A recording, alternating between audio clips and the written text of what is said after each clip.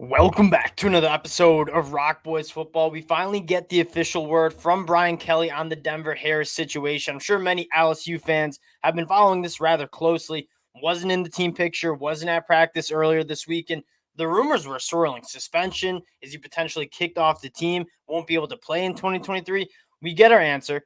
Denver Harris is stepping away from the program to handle some personal matters, according to Brian Kelly, and could be back as soon as this weekend, which I think for LSU fans is an absolute it's massive news. I mean, I've said multiple times this summer, Denver Harris, if he figures it out off the field, you're looking at truly a special talent at that cornerback position. I've said I think he can be a first-round NFL draft pick. You look at what he did as a true freshman when he wasn't suspended at Texas A&M.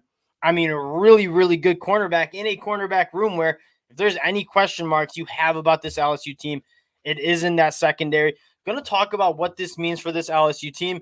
I also want to dig into the LSU secondary that has been a massive talking point for LSU fans and national college football fans all offseason. Now, before we do, just want to say thank you to you guys. This LSU team has been a team we talked a lot about, whether it's on the recruiting trail, whether it's heading into 2023. It's no secret the fellas are very high on this team. So appreciate you guys rocking with the boys. And if you do enjoy the content, consider subscribing to the channel. And I wanted to hold off talking about Denver Harris because you didn't really know. It was just all rumors. It wouldn't be fair to Denver Harris. It wouldn't be fair to really anybody to kind of speculate. Me sitting here in Rochester, New York, having no clue about the situation that's happening in Baton Rouge. But we finally get word. Now, I kind of want to talk about and take a look at this LSU depth chart and specifically dig into the secondary. Because when we talked about this LSU secondary a couple of weeks ago, our kind of take was it's a numbers game. I mean, LSU has a ton of guys, whether they had through the transfer portal, whether they've already been on the team. It's going to kind of shake itself out. It's going to figure itself out.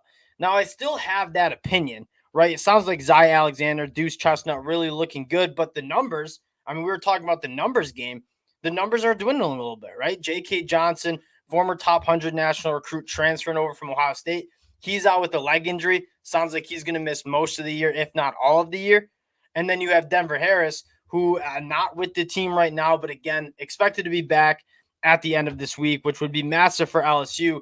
Now, reading the spring or fall practice notes, you are starting to feel a little bit better about this LSU secondary. It sounds like Zy Alexander has really kind of taken that cornerback one spot. The FCS transfer, a lot of question marks. I'll tell you what, if he's looking good against guys like Malik Neighbors in practice, I feel pretty good about him making that step and being a solid cornerback at the SEC level. You feel really good about what you have in the secondary room. And it sounds like Deuce Chestnut is coming along. But I want to talk about some guys that we hadn't really talked about 2 weeks ago before fall practice started because we weren't really sure what you had. Javian Tavanio sounds like to be a guy that is going to play a lot for LSU in 2023 as a true freshman, right? Coveted prospect that I think a lot of LSU fans had some optimism about. That being said, you don't want to put a lot of pressure on a true freshman to start at your cornerback spot. But he sounds like he's coming along, which is really good news. And then the other guy, Ashton Stamps, who was a little bit less of a coveted kid out of high school, also sounds like he's making some noise in that secondary group. And then you're still anchored by really, really good safeties in Major Burns and Greg Brooks Jr. So my overall take on the secondary right now, yes, continues to be the position for LSU where you have the most question marks, especially with J.K. Johnson going down with injury, especially with Denver Harris as of right now, as we're talking, not with the program. I do want to talk about one thing that I don't think I talked about enough last time we were talking about LSU, and that's what's the best way to protect a secondary that could be leakier, that could struggle. And I'm not saying this LSU secondary will struggle, but if it does, what's the best way to protect it? The best way is having an elite pass rush. And 2 years ago, Kirby Smart was very vocal about him having question marks about the Georgia secondary heading into that 2021 season. Now, did that secondary struggle? No. Why did it not struggle? I don't know if it was because of the personnel, but a lot of it had to do with that front seven and how much pressure they could get. I mean, there were no quarterbacks that really had much time in the pocket to kind of step up, deliver footballs, and try to attack a secondary because that pass rush was just so elite for the Georgia Bulldogs. I think you're looking at a very similar scenario for the LSU Tigers in 2023. Yes, we have some question marks about the back end of this defense. The best way to protect that back end is having an elite pass rush and we've talked about it. There are a handful of guys that are really stepping up for LSU in this front seven that really could protect them. You're talking about Savion Jones, who I'm going to continue to bang the table for as a guy that I think takes a step in year 3. You saw the flashes. You know he has the juice. Can he put it together? You have a dominant inside defensive line with Mekhi Wingo, Mason Smith. You add some depth with Jordan Jefferson, Jalen Lee. And then you have some other guys, Ovia Gofu, who I really like that Texas coming on, Braden Swinson.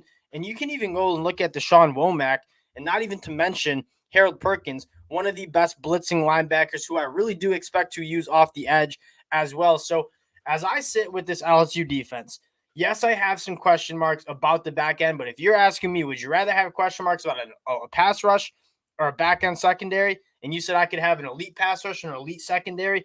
I'm taking the elite pass rush all day because an elite pass rush can kind of fix and cover up a secondary that might be not put together yet.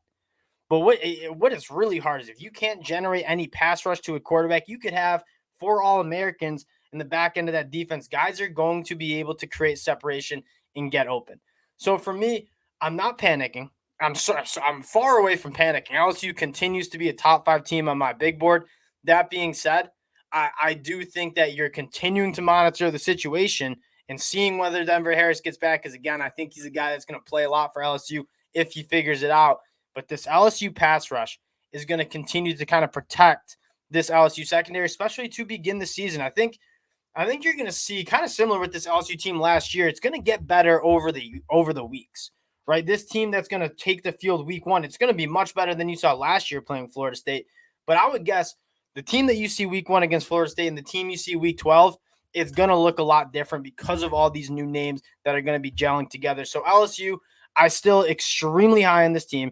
We get our news on Denver Harris was much better than most of us expected. Again, appreciate you guys rocking with the boys. If you do enjoy the content, consider subscribing to the channel. Appreciate y'all. We'll talk to you guys later.